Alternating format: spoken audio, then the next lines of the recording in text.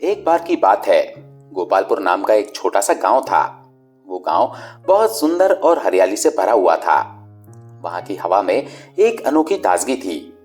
उसी गांव का राजा था राजा वीरभद्र। राजा वीरभद्र बहुत ही न्यायप्रिय और समझदार था। प्रजा उससे बहुत प्रेम करती थी। राजा की एक विशेषता थी कि वो कभी भी किसी से ऊंच नीच का भेदभाव नहीं करता था। राजा का सबसे करीबी था उसका नाई शंकर। शंकर न केवल राजा का नाई था, बल्कि उसका सच्चा दोस्त भी था। दोनों का रिश्ता बहुत मजबूत था। वे एक दूसरे पर जान छिड़कते थे। गोपालपुर के आसपास के गांव में वीरभद्र के न्याय और बुद्धिमानी की बातें फैली हुई थी। राजा वीरभद्र की एक विशेषता यह भी थी कि वो कभी गुस्से में निर्णय नहीं लेते थे। लेकिन कहानी में एक मोड़ ऐसा आया जब एक दिन शंकर ने राजा के साथ एक बड़ी भूल कर दी। हुआ यूं कि शंकर को कुछ और पैसे कमाने का लालच आ गया। गांव के ही एक सेठ ने उसे बहुत सारे पैसे देने का वादा किया अगर वो राजा वीरभद्र की कोई खास जानकारी उन्हें दे दे। शंकर के मन में लालच आ गया और उसने उस सेठ से पैसे ले लिए। उसने सोचा कि राजा को शायद कभी पता नहीं चलेगा और ये छोटी सी बात है, राजा को इससे कोई फर्क नहीं पड़ेगा। कुछ दिनों बाद राजा वीरभद्र को इस बात की भनक लग गई। उसे पता चला कि शंकर ने उसकी निजी बातों को किसी और से साझा किया है। राजा को बहुत गुस्सा आया। वो इतना नाराज हुआ कि उसने शंकर को तुरंत महल में बुलाया और उससे पूछा, शंकर, क्या यह सच है कि तुमने मेरी निजी बातें किसी और से साझा की हैं? शंकर के चेहरे का रंग उड़ गया। उसे एहसास हो गया कि वो कितनी बड़ी गलती कर चुका है। उसने राजा के सामने सिर झुकाकर कहा, महाराज, मुझसे बहुत बड़ी भूल हो गई है, मुझे क्षमा कर दीजिए। मैंने लालच में आकर आपकी निजी बातों को सेठ के साथ साझा किया, लेकिन मैंने कोई गलत इरादा नहीं रखा था। राजा वीरभद्र ने उसे गंभीरता से देखा और कहा, शंकर, मैं तुम पर बहुत विश्वास करता था। तुमने मुझे धोखा दिया, यह बहुत ही गंभीर बात है। शंकर की आंखों में आंसू आ गए। उसने हाथ जोड़कर कहा, महाराज, मैं जानता हूं कि मेरी गलती माफ करने योग्य नहीं है, लेकिन मैंने ये गलती अपने लालच के कारण की है। मैंने आपकी मित्रता और आपके विश्वास को धोखा दिया है और मुझे इसके लिए बहुत पछतावा हो रहा है। राजा वीरभद्र ने गहरी सांस ली और कुछ देर तक सोचते रहे। महल में सन्नाटा छाया हुआ था। सब सोच रहे थे कि अब शंकर को बहुत कड़ी सजा मिलेगी। लेकिन तभी राजा ने धीरे से कहा, शंकर, गलती हर इंसान से होती है। मैं तुम्हें सजा देने के बजाय एक मौका देना चाहता हूं। अगर तुम सच में अपनी गलती मानते हो और प्रायश्चित करने के लिए तैयार हो तो मैं तुम्हें माफ कर सकता हूं, लेकिन इसके बाद तुमसे फिर कोई गलती नहीं होनी चाहिए। शंकर ने आंसू पोंछते हुए कहा, महाराज, आप जो कहेंगे मैं वही करूंगा। मैं अपने किए का प्रायश्चित करूंगा और फिर कभी आपके विश्वास को ठेस नहीं पहुंचाऊंगा। राजा वीरभद्र ने उसे माफ कर दिया, लेकिन साथ ही शंकर को एक सीख भी दी। विश्वास एक ऐसा धन है जिसे एक बार खो दिया जाए तो दोबारा पाना बहुत मुश्किल होता है। इसे संभाल कर रखना सीखो। इसके बाद शंकर ने सच्चे मन से अपनी गलती का प्रायश्चित किया। वो पहले से भी अधिक वफादार और ईमानदार बन गया। गांव वालों ने भी देखा कि कैसे राजा वीरभद्र ने न केवल न्याय किया, बल्कि दया और माफी का भी परिचय दिया। गांव में राजा वीरभद्र और शंकर की मित्रता की कहानी अब एक उदाहरण बन गई थी और लोग आज भी इस कहानी को सुनते सुनाते हैं, क्योंकि ये कहानी सिर्फ राजा और नाई की नहीं थी, बल्कि विश्वास, माफी और सच्चाई की थी। और इस तरह राजा वीरभद्र और शंकर की दोस्ती एक नए आयाम में पहुंच गई, जहां गलती को माफ कर इंसानियत और रिश्तों की गहराई को समझा गया। राजा वीरभद्र और शंकर के बीच की घटना के बाद समय बीतता गया और दोनों की मित्रता पहले से भी ज्यादा मजबूत हो गई। राजा वीरभद्र को उसकी पत्नी रानी सुनैना के मायके से निमंत्रण मिला। रानी का मायका एक समृद्ध राज्य था। उस राज्य का नाम सुरपुर था। राजा वीरभद्र ने सोचा कि बहुत समय हो गया, ससुराल जाना चाहिए। वो अपनी पत्नी सुनैना के साथ सुरपुर के लिए निकल पड़ा और साथ में शंकर भी था। सुरपुर बहुत ही विशाल और समृद्ध राज्य था और राजा वीरभद्र को देखकर वहां के लोग बहुत आदर और सम्मान से पेश आए। ससुराल में राजा वीरभद्र का खूब स्वागत हुआ। रानी के पिता राजा मान सिंह ने वीरभद्र का आदर पूर्वक अभिवादन किया और अपने राज्य में आयोजित विशेष उत्सव का न्योता भी दिया। सब कुछ बहुत बढ़िया चल रहा था, लेकिन शंकर के मन में फिर से लालच जागने लगा। सुरपुर की समृद्धि और धन दौलत देखकर उसकी आंखें फिर से चमक उठीं। सुरपुर के ही कुछ दरबारी और व्यापारी जो राजा मानसिंह के खिलाफ षड्यंत्र रच रहे थे, वो शंकर के संपर्क में आए। उन्होंने शंकर से कहा, अगर तुम राजा वीरभद्र की कोई गोपनीय जानकारी हमें दे दो तो हम तुम्हें मुंह मांगा इनाम देंगे। इस बार इनाम पहले से भी कई गुना बड़ा होगा। शंकर के दिल में लालच ने फिर से घर कर लिया। उसने सोचा, पहले तो राजा ने मुझे माफ कर दिया था, शायद इस बार भी माफ कर देंगे और इतना धन पाकर मैं अपनी जिंदगी बदल सकता हूं। शंकर ने उन दरबारियों को राजा वीरभद्र और राजा मानसिंह के बीच होने वाली एक गुप्त चर्चा की जानकारी दे दी। ये चर्चा सुरपुर राज्य के भविष्य और उसके विस्तार को लेकर थी। कुछ दिनों बाद ये राज खुल गया। राजा वीरभद्र को पता चला कि एक बार फिर शंकर ने उसे धोखा दिया है। इस बार राजा का दिल टूट गया। वीरभद्र को समझ नहीं आया कि शंकर ने फिर से ऐसा क्यों किया। उसने उसे माफ कर दिया था और दोबारा मौका भी दिया था। राजा वीरभद्र का चेहरा गंभीर हो गया। राजा ने तुरंत शंकर को बुलाया।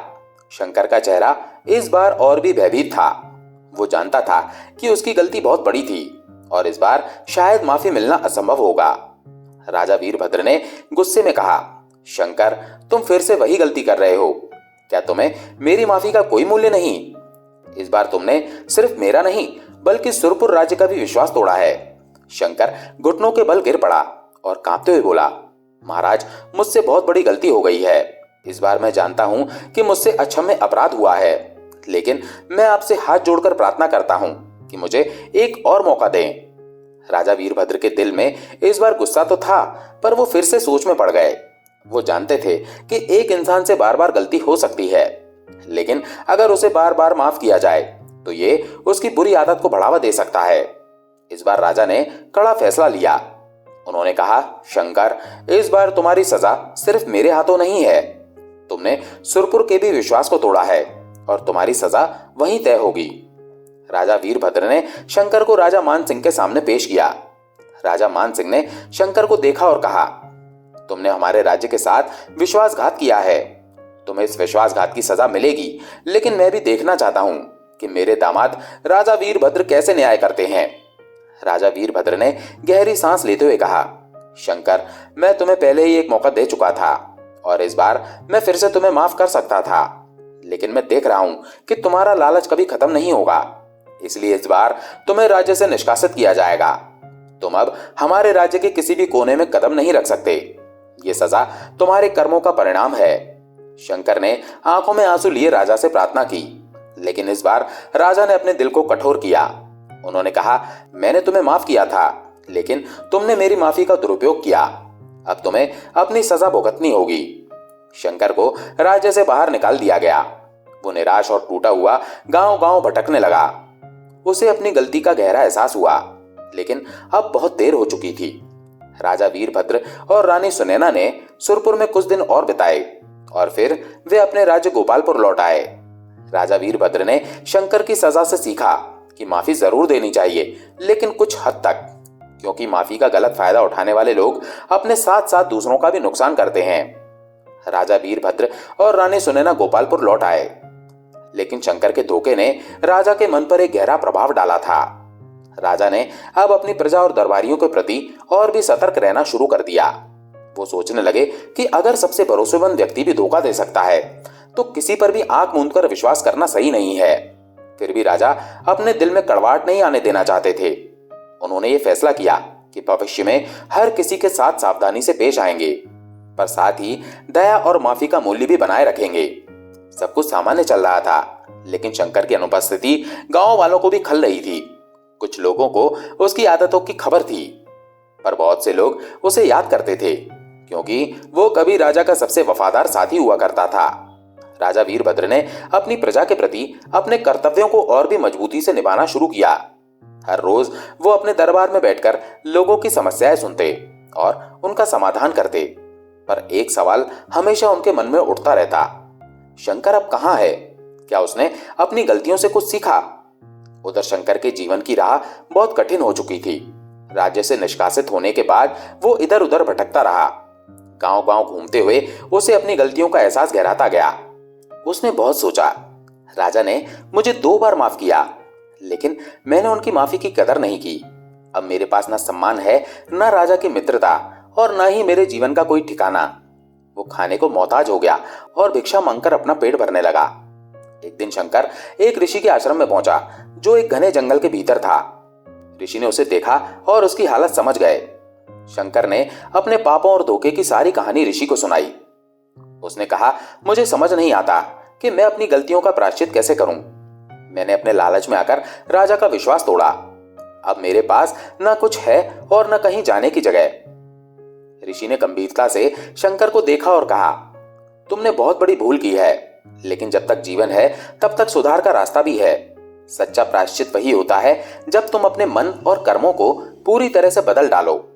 अब तुम्हें एक नई शुरुआत करनी होगी। खुद को निस्वार्थ सेवा के लिए समर्पित करना होगा। शंकर ने ऋषि की बातों को दिल से स्वीकार किया और उसी आश्रम में रहकर अपनी सेवा शुरू कर दी। उसने वहां रहकर आश्रम की देखभाल की, साधुओं और यात्रियों की सेवा की और अपने कर्मों का प्रायश्चित करने लगा। धीरे धीरे उसके मन की अशांति दूर होने लगी और उसे सच्चे अर्थों में शांति का अनुभव होने लगा। कुछ वर्षों बाद राजा वीरभद्र के कानों में शंकर के बदलने की खबर पहुंची। एक दिन राजा ने सोचा कि क्यों ना शंकर की सच्चाई को परखा जाए। वो गुप्त रूप से ऋषि के आश्रम पहुंचे, जहां शंकर सेवा कर रहा था। शंकर उन्हें पहचान नहीं पाया, क्योंकि राजा ने साधारण वेश धारण किया था। राजा ने देखा कि शंकर अब एक बदला हुआ इंसान था। वो विनम्र, शांत और हर काम को पूरे समर्पण से कर रहा था। जब राजा ने उससे बातचीत की तो शंकर ने अपने बीते समय की गलतियों के बारे में खुलकर बात की और कहा, मैंने अपने जीवन का सबसे बड़ा सबक सीखा है। जब तक तुम अपने लालच और अहंकार से ऊपर नहीं उठते, तब तक सच्चा सुख नहीं पा सकते। मैंने राजा वीरभद्र के साथ बहुत बड़ा अन्याय किया था और अब मैं अपना पूरा जीवन उन गलतियों का प्रायश्चित करने में लगा रहा हूं। राजा वीरभद्र को यह सुनकर बहुत संतोष हुआ। वो वापस अपने महल लौटे और इस बार उन्होंने शंकर को पूरी तरह से माफ कर दिया। लेकिन शंकर को यह बताने का कोई प्रयास नहीं किया। राजा समझ चुके थे कि शंकर को अब उसकी सही राह मिल चुकी थी और उसे अब किसी और माफी की आवश्यकता नहीं थी। गोपालपुर लौटने पर राजा ने रानी सुनैना को बताया कि शंकर ने अपना पाप धो डाला है। वो पूरी तरह बदल चुका है और मुझे लगता है कि यही जीवन का सबसे बड़ा सत्य है। इंसान अपने कर्मों से खुद को सुधार सकता है, अगर उसे सही मार्गदर्शन मिले और वो सच्चे मन से अपनी गलतियों का प्रायश्चित करे। इस तरह राजा वीरभद्र और गोपालपुर राज्य ने शांति और समृद्धि की ओर अपनी यात्रा जारी रखी। राजा के दिल में अब न केवल न्याय और माफी की समझ थी, बल्कि ये विश्वास भी था कि हर इंसान को दूसरा मौका मिलना चाहिए, लेकिन उसके साथ साथ उसे सच्चाई और ईमानदारी से अपना जीवन जीने की सीख भी मिलनी चाहिए। राजा वीरभद्र का राज्य अब पहले से भी ज्यादा शांतिपूर्ण और समृद्ध हो चुका था। प्रजा राजा से बहुत खुश थी, क्योंकि राजा न सिर्फ न्यायप्रिय थे, बल्कि उनका हृदय भी प्रजा के प्रति दयालु था। हर किसी की समस्या सुनना, सही फैसला लेना और जरूरतमंदों की मदद करना, ये सब राजा वीरभद्र की दिनचर्या का हिस्सा बन चुका था। गोपालपुर राज्य के चारों ओर से अन्य राज्य समृद्धि और शांति की बातें सुन रहे थे। कई राजा वीरभद्र से मित्रता बढ़ाने की इच्छा रखते थे और कुछ राजा उनकी बढ़ती प्रतिष्ठा से ईर्ष्या भी करते थे।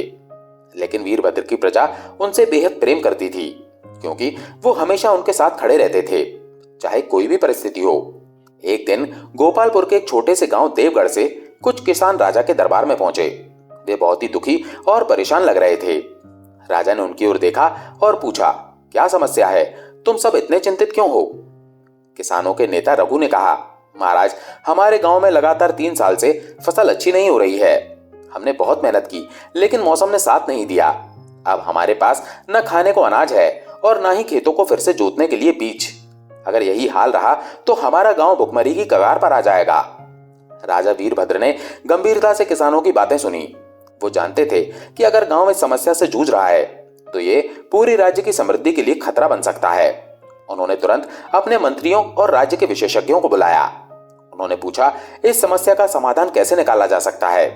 हम अपनी प्रजा को भूखा नहीं छोड़ सकते। मंत्रियों ने सुझाव दिया कि राज्य के भंडारों में जमा अनाज किसानों के बीच बांटा जा सकता है और इसके अलावा किसानों को नई तकनीकों और उन्नत बीजों की मदद दी जाए, ताकि अगले साल की फसल अच्छी हो सके। राजा वीरभद्र को यह योजना उचित लगी और उन्होंने तुरंत आदेश दिया कि किसानों को अनाज और बीज दिए जाएं। साथ ही उन्होंने अपने राज्य के प्रमुख कृषि विशेषज्ञों को देवगढ़ भेजा। ताकि वे वहां की मिट्टी, पानी और फसल की स्थिति को समझकर सही उपाय सुझा सकें। किसान राजा की उदारता से बहुत खुश हुए। वे जानते थे कि राजा वीरभद्र उनकी समस्याओं को समझते हैं और हमेशा उनकी भलाई के लिए काम करते हैं। राजा ने भी यह आदेश दिया कि राज्य के हर गांव में ऐसी ही सहायता कार्यक्रम चलाए जाएं, ताकि कहीं भी कोई किसान या गरीब भूखा न रहे। लेकिन इसी बीच राज्य के कुछ विद्रोही और ईर्ष्यालु दरबारी राजा की इस लोकप्रियता से जलने लगे। उन्होंने सोचा कि अगर राजा ऐसे ही अपनी प्रजा का विश्वास जीतते रहे तो उन्हें कभी राजा के खिलाफ षड्यंत्र रचने का मौका नहीं मिलेगा। उनमें से एक प्रमुख दरबारी महेंद्र ने कुछ अन्य षड्यंत्रकारियों के साथ मिलकर एक योजना बनाई। महेंद्र ने सोचा, अगर हम राजा को प्रजा के खिलाफ खड़ा कर दें तो उसकी छवि धूमिल हो जाएगी और तब हमें राज्य पर नियंत्रण करने का मौका मिलेगा। उन्होंने किसानों और ग्रामीणों में ये अफवाह फैलाना शुरू कर दी कि राजा वीरभद्र की उदारता एक दिखावा है और जल्दी ही वो किसानों से अपने दिए गए अनाज का ब्याज वसूलेंगे। ये झूठ धीरे धीरे प्रजा के बीच फैलने लगा। देवगढ़ और आसपास के गांव के लोग इस अफवाह से घबरा गए। वे सोचने लगे कि राजा, जो अब तक उनका रक्षक था, कहीं सचमुच उनका शोषण करने का मन तो नहीं बना रहा है। कुछ ही दिनों में ये अफवाह राज्य के अन्य हिस्सों तक पहुंच गई और लोग धीरे धीरे राजा के प्रति शंका करने लगे। राजा वीरभद्र को इस षड्यंत्र की भनक नहीं लगी, क्योंकि वे अपने प्रजा के लिए पूरी निष्ठा और लगन से काम कर रहे थे। लेकिन जब उन्होंने देखा कि कुछ गांव में उनके दरबार में किसान आकर अपनी मदद की वापसी की पेशकश कर रहे हैं, तो उन्हें अजीब लगा। एक दिन राजा ने एक समूह से पूछा, तुम लोग इतने चिंतित क्यों हो? हमने जो सहायता दी है वो तुम्हारी भलाई के लिए थी, इसमें कोई शर्त नहीं थी। किसानों ने डरते डरते कहा, महाराज, हमें बताया गया है कि आप हमसे इस मदद का कई गुना वापस मांगेंगे। हम गरीब हैं और इसे लौटा नहीं पाएंगे। कृपया हमें इस कर्ज से मुक्त कर दें। राजा वीरभद्र ये सुनकर स्तब्ध रह गए। उन्होंने तुरंत अपने दरबार को बुलाया और इस अफवाह का स्रोत पता करने के आदेश दिए। कुछ ही दिनों में उन्हें यह पता चला कि महेंद्र और उसके साथियों ने यह साजिश रची थी। राजा को इस विश्वासघात से बहुत दुख हुआ, लेकिन उन्होंने धैर्य से काम लिया। राजा ने प्रजा को संबोधित करने का फैसला किया। उन्होंने एक विशाल सभा बुलाई जहां राज्य के हर कोने से लोग आए। राजा वीरभद्र ने सभा में खड़े होकर कहा, मेरी प्रिय प्रजा, मैं ये सुनकर बहुत दुखी हूं कि मेरे बारे में ऐसी अफवाहें फैलाई जा रही हैं। मैं हमेशा आपके साथ खड़ा रहा हूं और आगे भी खड़ा रहूंगा। ये राज्य आपका है और मेरी जिम्मेदारी है कि मैं आपकी भलाई का ध्यान रखूं। जिस सहायता को मैंने आपके लिए दिया वो बिना किसी शर्त के था। मैं आपसे कुछ भी वापस नहीं मांगूंगा। जो लोग ये अफवाह फैला रहे हैं वे राज्य और आपकी एकता को तोड़ने का प्रयास कर रहे हैं। राजा की इस बात ने प्रजा का दिल फिर से जीत लिया। लोग समझ गए कि यह एक षड्यंत्र था और राजा की नीयत पर उन्हें कोई संदेह नहीं होना चाहिए। महेंद्र और उसके षड्यंत्रकारी साथियों को राजा वीरभद्र ने गिरफ्तार कर लिया और उन्हें न्यायालय में पेश किया। उन्हें राज्य से निष्कासित कर दिया गया ताकि वे फिर से किसी तरह की गड़बड़ी ना फैला सकें। राजा वीरभद्र ने एक बार फिर साबित कर दिया कि उनकी निष्ठा और न्यायप्रियता से बड़ा कोई नहीं है। उन्होंने अपनी प्रजा को यह भी सिखाया कि किसी भी अफवाह पर आंख मूंदकर विश्वास नहीं करना चाहिए, बल्कि सच्चाई को परखने की कोशिश करनी चाहिए। दोस्तों, आशा है ये कहानी आपको पसंद आई होगी। अगर पसंद आई हो तो वीडियो को लाइक करके चैनल को सब्सक्राइब जरूर कर लें। धन्यवाद।